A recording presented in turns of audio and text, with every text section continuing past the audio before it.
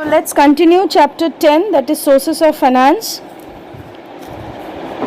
Today I'll discuss regarding debentures, its characteristics, the various types of debentures, the difference between shares and debentures, its limitations, then what is public deposit. So let's begin today's class. Now, debentures. Debentures constitute the borrowed funds of a company. They are known as creditorship securities because debenture holders are the creditors of the company. That means debentures are the liabilities of a company, which means that whenever a company is in need of raising its capital, so it raises its funds or capital through the issue of debentures. Debenture capital may therefore be called debt capital. It is a document or certificate issued by a company under its seal as an acknowledgement of its debt. It is also an undertaking to repay a specified sum with the interest to its holder. Holder of debentures are called debenture holders.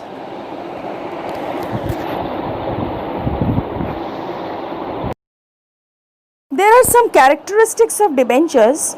They represent borrowed funds. Interest on debenture is paid at a fixed rate. Interest is payable every year irrespective of whether there are profits or not. Debentures generally carry no voting rights. Debentures involve a charge on the asset of the company.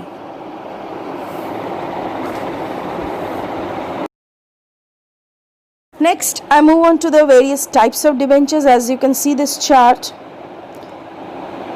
secured and unsecured debentures, redeemable, irredeemable debentures, convertible, non-convertible debentures, registered and bearer debentures. So let's discuss the types one by one. Unsecured debentures. Such debentures are unsecured and do not carry a charge on the asset of the company. They are mere promises to pay without any security. No property is mortgaged or pledged with the holders of such debenture. That means against these debentures, against unsecured debentures, there is nothing in, no asset is mortgaged. No asset is kept as a charge.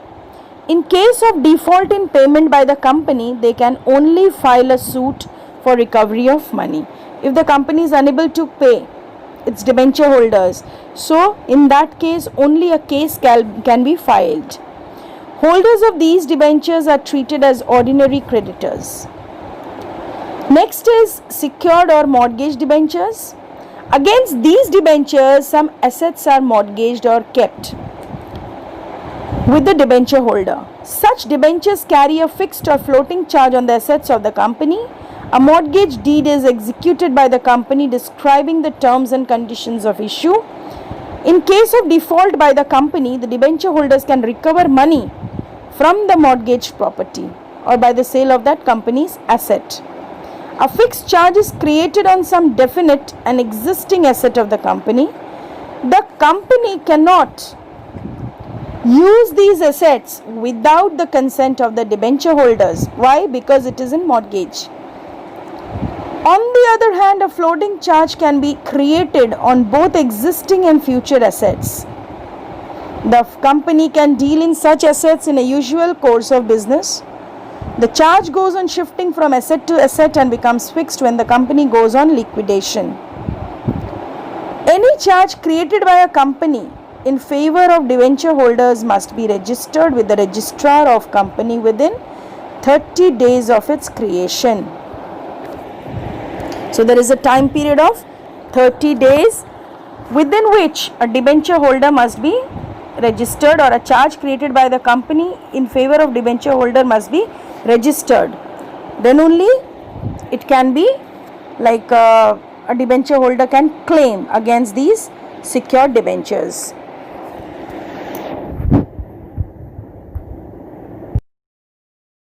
Redeemable debentures. These debentures are repayable after a predetermined period during the lifetime of a company.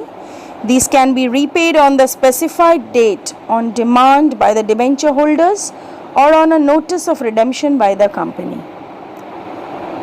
Irredeemable debentures. These debentures are not repayable during the lifetime of the company. They are repaid only at the time of winding up of the company or when interest is not regularly paid on the due date.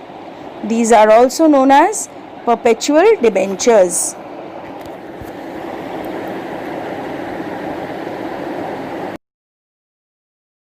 Convertible debentures. Such debentures carry an option to their holders to convert their holdings into equity shares after a specified period.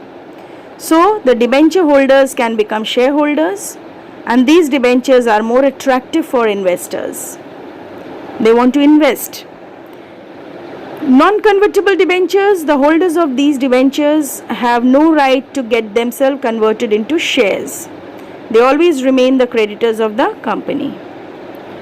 Next is registered debentures. The names of the holders of such debentures are recorded in the company's book. Interest and principal sum is paid only to the registered holders. Such debentures can be transferred only by the transfer deed and not by delivery alone. Bearer debentures. No record of such debentures is kept by the company. They can be transferred by simple delivery without any formal notice to the company. So, in case of bearer debenture, no record of such debenture is kept by the company. They can be transferred by simple delivery, whereas registered debentures cannot be transferred by simple delivery. So, without any formal notice. So, bearer debentures do not require any kind of formal notice.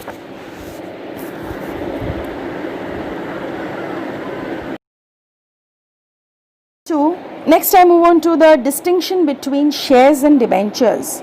So, the point of distinction is nature. Shares are part of capital and owned funds, whereas debentures are debt or loan borrowed funds. Shares are the owners and debenture holders are the creditors. Shareholders are the owners, whereas debenture holders are the creditors. In shares or the shareholders, like dividends cannot be claimed as a matter of right, as there are two kinds, preference and equity shares. In debentures, interest can be claimed as a matter of right. In case of shares, no charge on asset. Debentures, generally a charge on asset. Shareholders have full voting rights, whereas debenture holders no voting rights. Redemption, not repayable during lifetime of the company and generally repayable after a specified period of time in case of debentures. In case of shares, after all the claims of creditors are settled. So, shares get their dividend after all the claims of creditors are settled, and debentures, they get priority to all types of shareholders.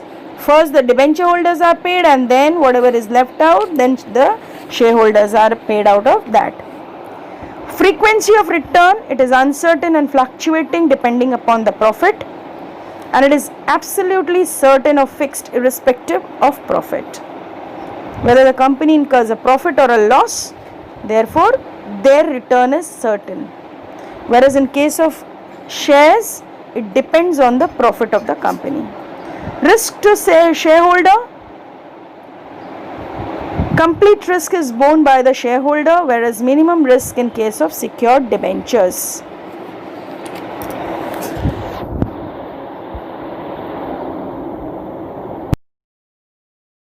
Certain limitations on debentures, that means debentures suffer from some disadvantages. What are these? Permanent burden of interest. Interest on debenture has to be paid every year irrespective of profit. During periods of depression, it becomes a heavy burden on the company's earnings. Reduction in credit standing. The credit worthiness of the company which has issued a large amount of debenture is low. Borrowing from bank and financial institution becomes difficult. So, borrowings from any financial institution depend upon the credit worthiness of the company. And if a company has issued a large amount of debenture, then its credit worthiness reduces, and therefore it becomes difficult.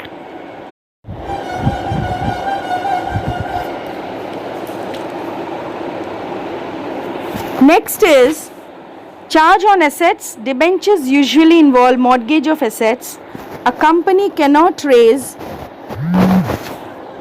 funds easily through debentures unless it has enough fixed assets.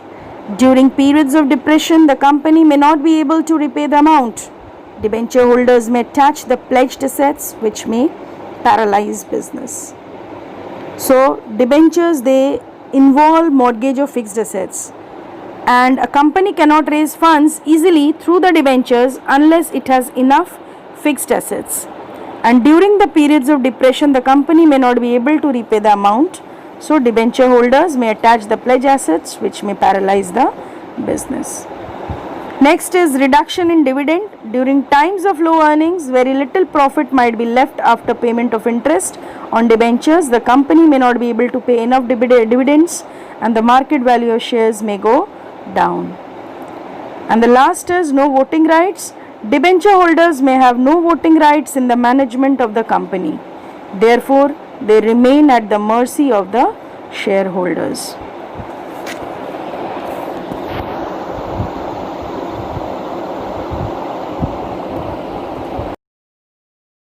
I hope till here it is clear.